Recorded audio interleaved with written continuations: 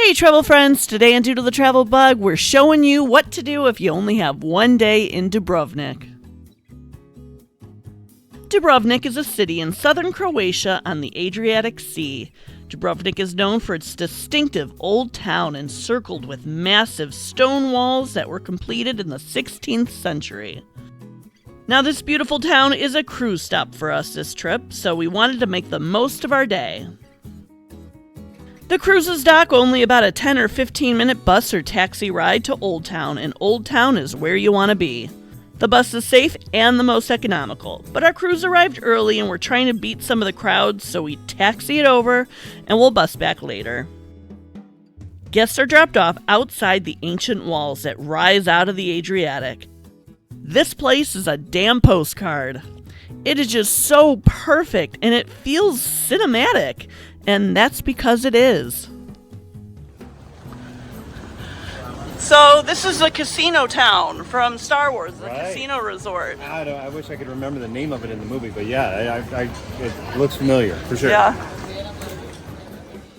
Ooh, shame on you, Jim. It's Canto Bight, the wealthy casino city in The Last Jedi.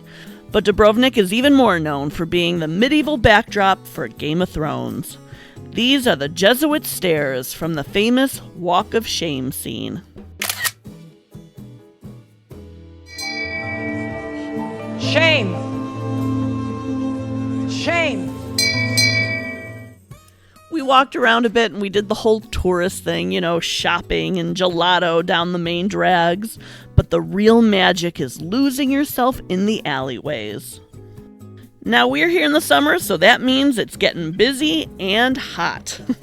Oh, and pro tip, cool yourself off in the fountains and refill your water bottles here. Dubrovnik's public fountains are clean, fresh tap water and safe to drink. And now we're looking for some adventure, so we head over to the old port of Dubrovnik to the ferry ticket booth. Today we're going over to Lokrum Island.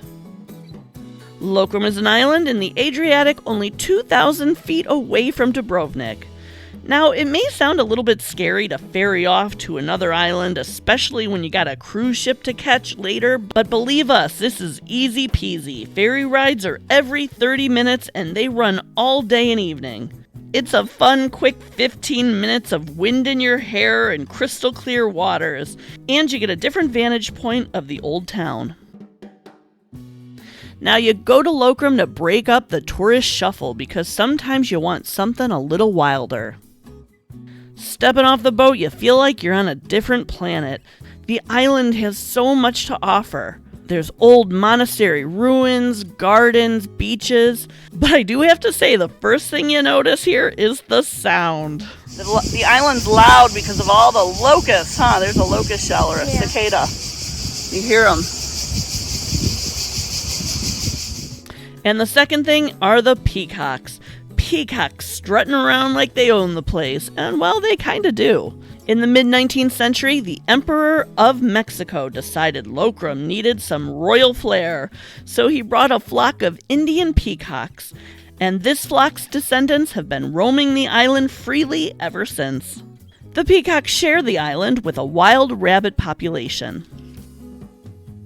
Inside the old Benedictine monastery, you'll find more than peacocks. You'll find an iron throne from Game of Thrones, gifted to the island by HBO because of its part in the series. Lokrum stood in for Korth in Season 2, and it makes for a great photo op.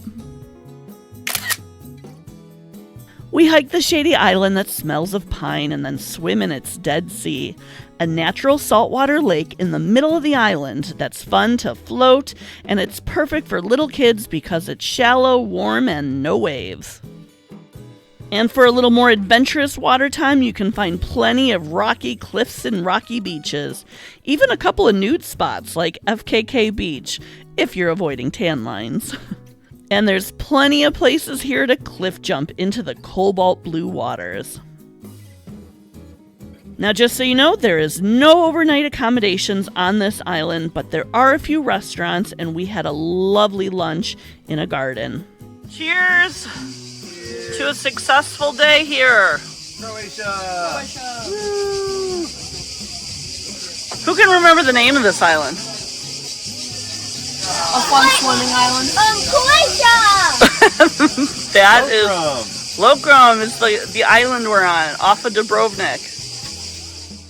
We spent the rest of our time here swimming by the ferry port and collecting sea glass that is washed up between the big boulders. It was a nice quick ride on the ferry. What did we say, 27-ish euros or something, and the Yeah. kids were 5. It's a nice little ferry, great walking areas. The peacocks are everywhere.